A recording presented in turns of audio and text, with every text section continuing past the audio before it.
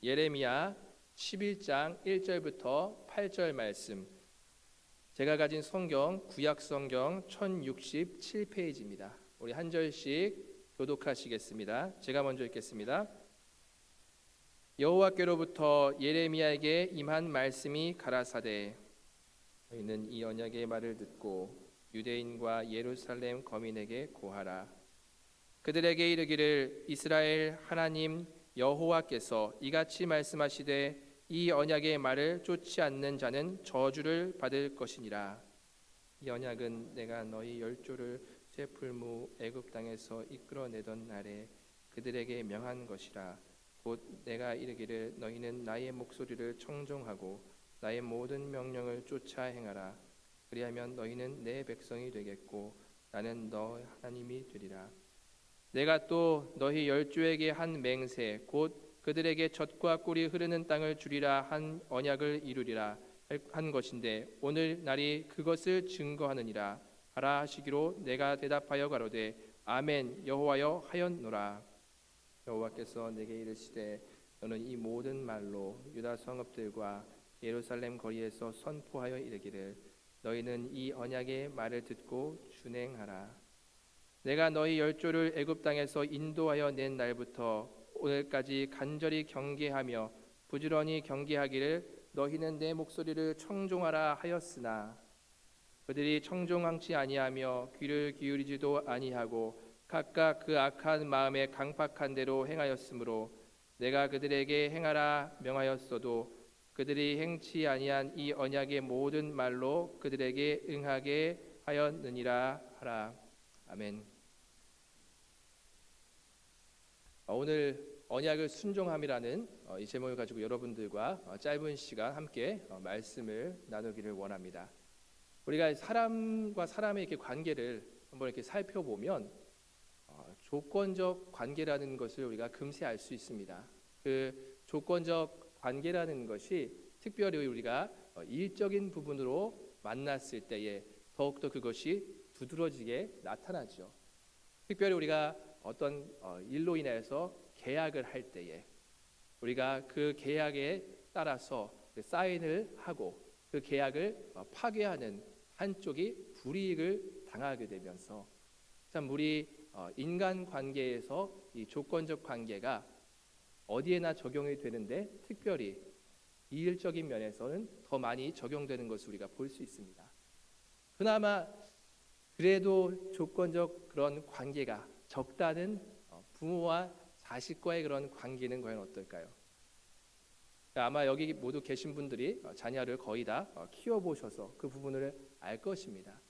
이렇게 우리가 부모와 자녀의 관계 속에서 정말 이 조건적 관계가 많이 드러나지 않는다 하지만 여기에도 한 원리가 있습니다. 우리가 아이들을 대할 때 어떻게 대하죠?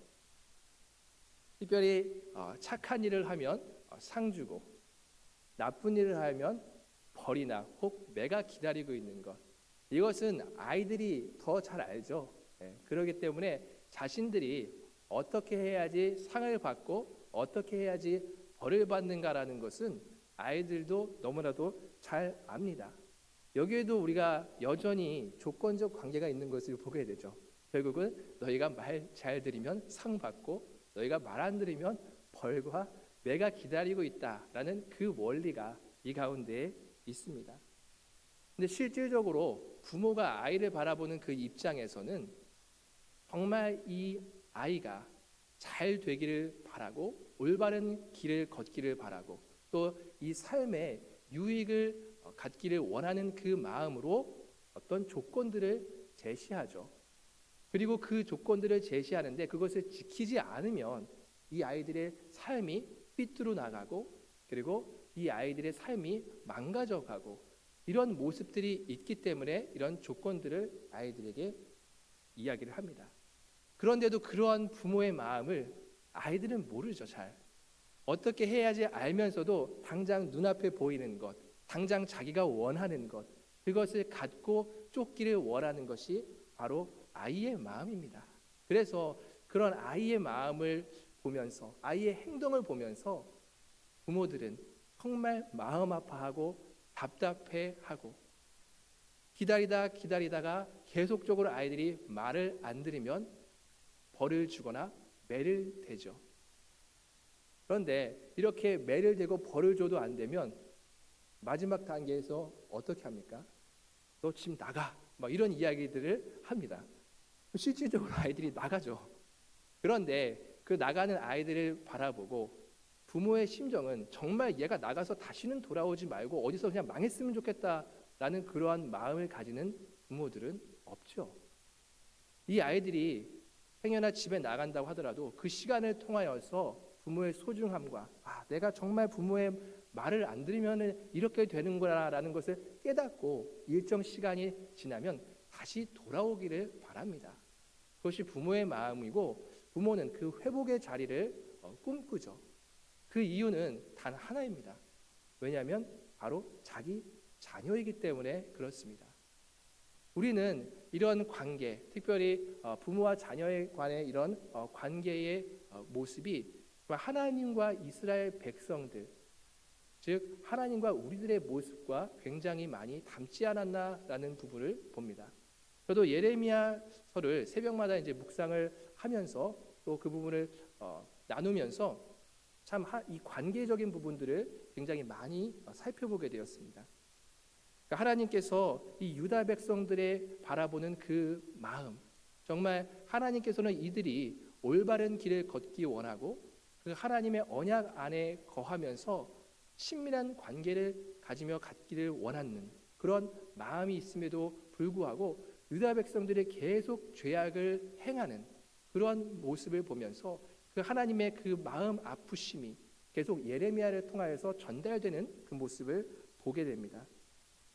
이들은 하나님께서 계속 너희는 나의 말을 들으라 라면서 예레미야를 통하여서 지금 행하고 있는 것에서 돌이킬 것을 계속 명함에도 불구하고 이들은 헛된 믿음과 그 굳어진 마음으로 전혀 이들의 삶 가운데에서 돌이킬 생각을 하고 있지를 않습니다.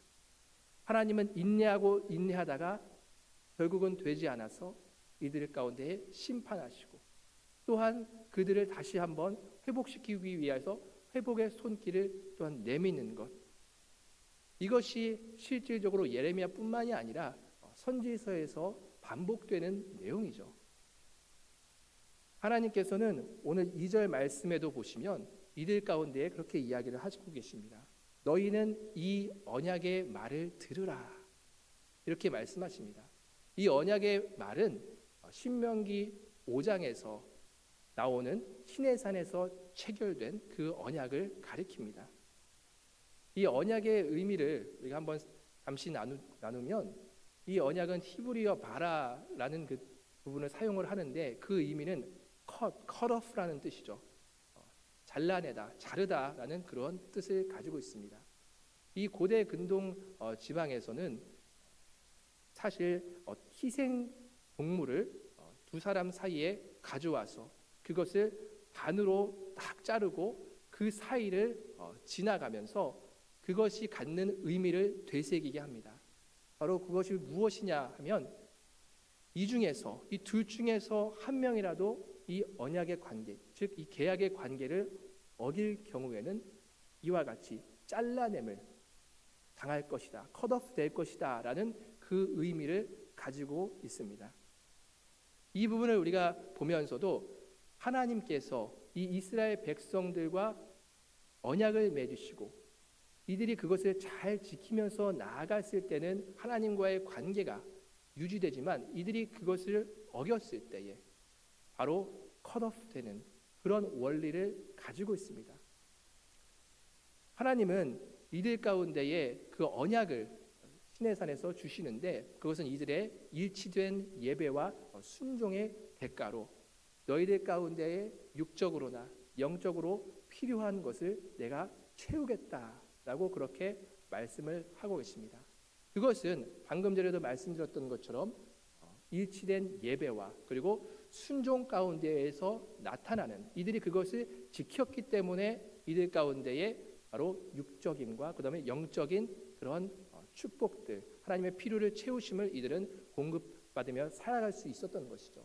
하지만 불순종할 경우에는 과연 어떻게 되는가? 했을 때에 심판과 저주가 있음을, 그리고 그것을 이들은 생활 가운데에서도 경험을 했습니다.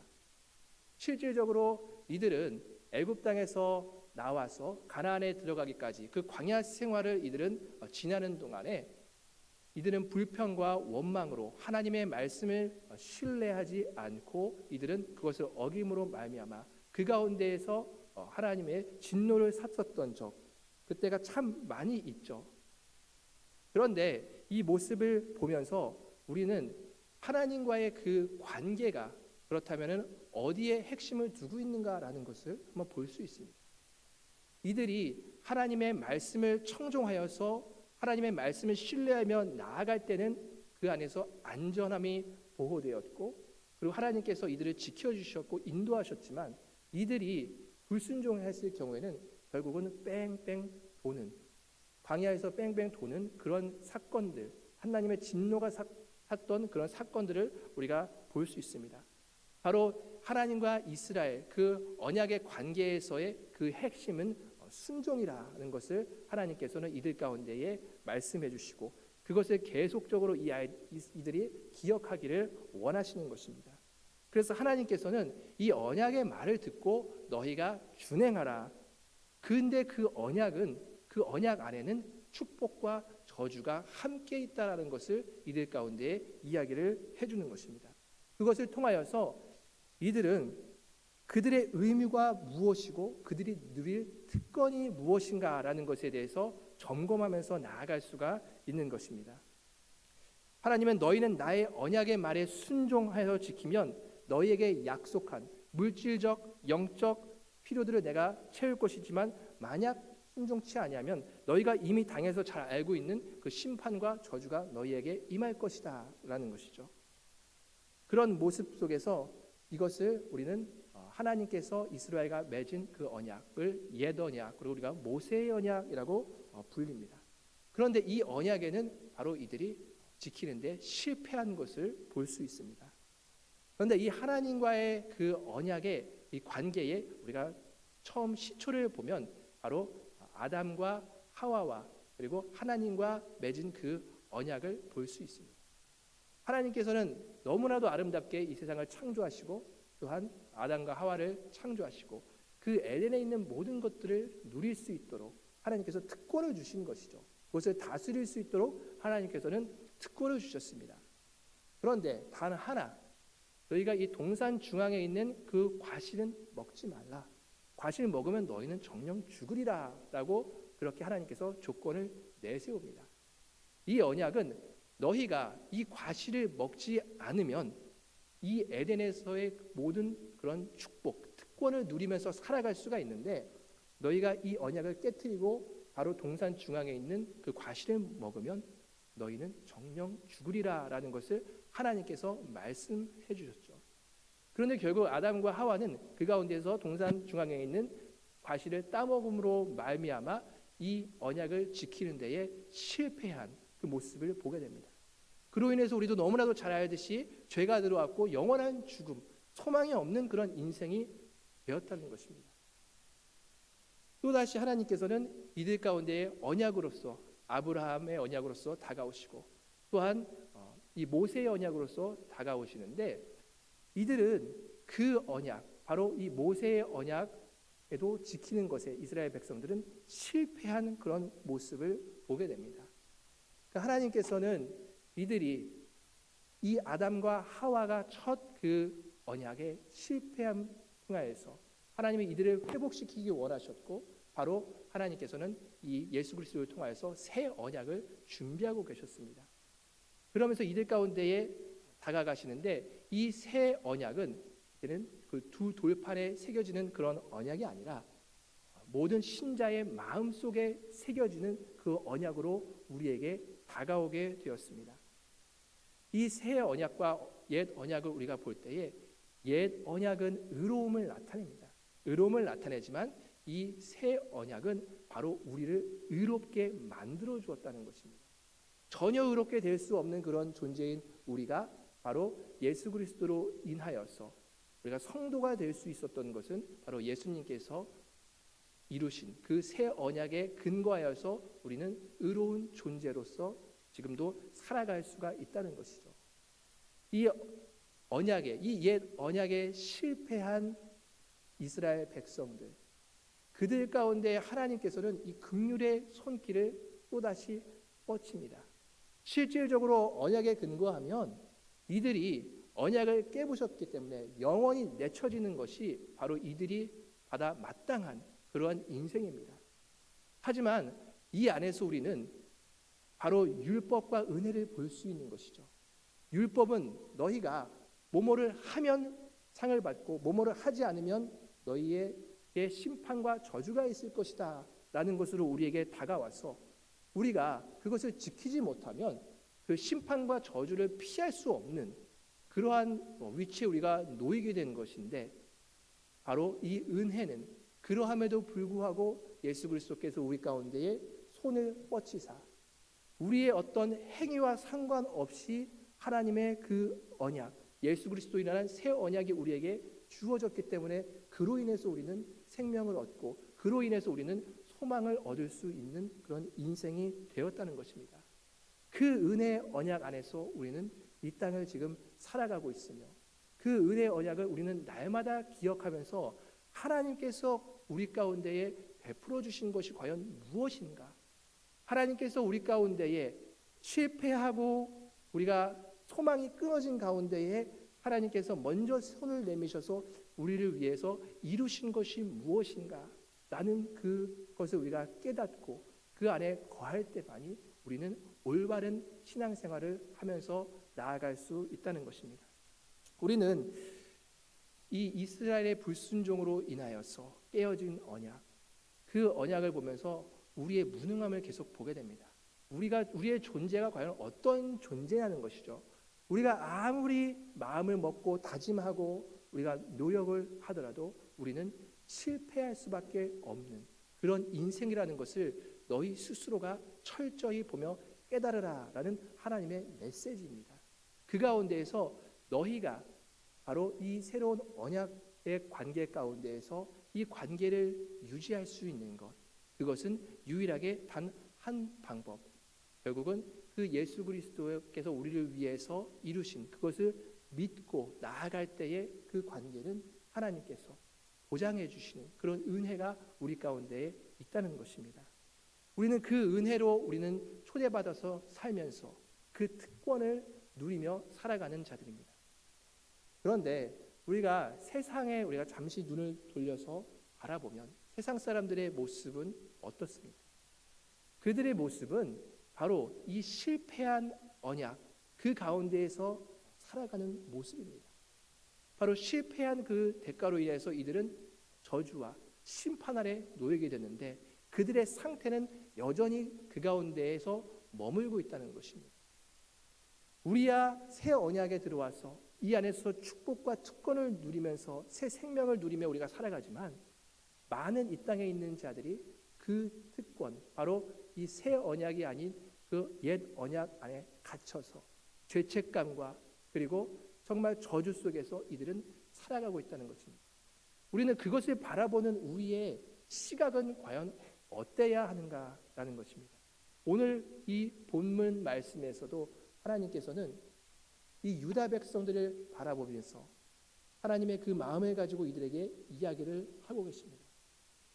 내 말을 들으라. 너희가 살 길은 내 말을 들으라. 이 말이 동시에 지금 이 신약 시대를 살아가는 많은 이들 가운데에 외쳐집니다. 나를 바라보고 나를 믿으라. 예수님께서 이 세상에 증거하시는 그 예수님의 음성입니다. 그 마음을 우리 가운데에 주시면서 바로 이 말씀을 하나님께서 예레미야 가운데에 주시며 예레미야가 그 백성들을 위하여서 눈물로 하나님께 호소하고 그리고 이들 가운데 외쳤던 것. 왜 그렇죠? 이들이 그것을 행하지 않으면, 이들이 그것을 바라보고 하나님 앞에 온전히 나오지 않으면 이들에게는 심판이 있고 저주가 있기 때문에 그것을 바라보는 그 영혼에 대한 긍휼의 마음을 가지고 안타까워하면서 눈물 흘리고 기도하며 이들에게 외치는 것 아니겠습니까? 동일하게 우리 또한 이 신약 세대를 살아가면서 이 새 언약의 초대 안에 들어오지 못한 영혼들을 바라보면서 바로 이 예레미야와 같은 심정을 우리가 회복하며 나아가야 되지 않을까요? 하나님께서는 우리에게 끊임없이 말씀을 통하여서 기도 중에도 말씀하시고 계십니다. 왜냐하면 하나님께서는 이 백성들을 새 언약 가운데에 초청하고 계시고 그 안에서 하나님께서는 회복을 원하시며 바로 새 생명을 주시기 원하시는 그 아버지의 마음이 있기 때문에 그렇습니다. 근데 그것을 누리지 못하고 살아가는 그 많은 백성들을 바라보는 우리들의 마음, 우리는 그것을 늘 바라보면서 하나님 앞에 눈물로 기도하며 또 그들 가운데에 정말 우리 가운데 이 저주 아래서 하나님께서 우리 가운데 행하신 것이 무엇인가, 너무나도 기쁜 소식이죠. 소망이 없고 소망이 끊어진 자들 가운데에 다가가서 우리는 옛 언약에 실패했지만 하나님의 은혜로 말미암아 새 언약이 우리에게 주어졌습니다. 그 언약 안에 들어오면 우리가 실패한 그 결과에서 넘어가게 됩니다. 그 죽음, 우리가 저주, 그 심판에서 넘어가 우리는 새 생명을 얻을 수 있습니다. 이것이 복음이고 이것이 우리가 누리는 것이고 이것이 우리가 증거해야 되는 것이 아닐 수 없습니다. 그러니까 우리는 이 모습을 우리가 오늘 말씀 속에서 바라보면서 정말 하나님께서 우리 가운데에 베푸신 것이 무엇이며 또다시 우리 삶 가운데 요구하고 계신 것이 과연 무엇인가라는 것입니다. 예레미야는 바로 이런 하나님의 마음을 이미 안 자이죠. 그러고서는 이 마음을 이 유다 백성들에게 전달한 자입니다. 어떻게 보면 이스라엘 백성과 하나님 사이의 중보자로 서 있는 것이죠. 우리 역시 그 가운데에 서서 우리가 해야 될 역할이 과연 무엇인가 했을 때 이 예레미야의 심정을, 그 긍휼을 회복하고 하나님께서 우리에게 주신 사명, 바로 이 새 언약의 기쁨을 우리가 알리며 증거하며 나아가는 데 힘쓰는 저와 여러분들 되시기를 주님의 이름으로 축원합니다.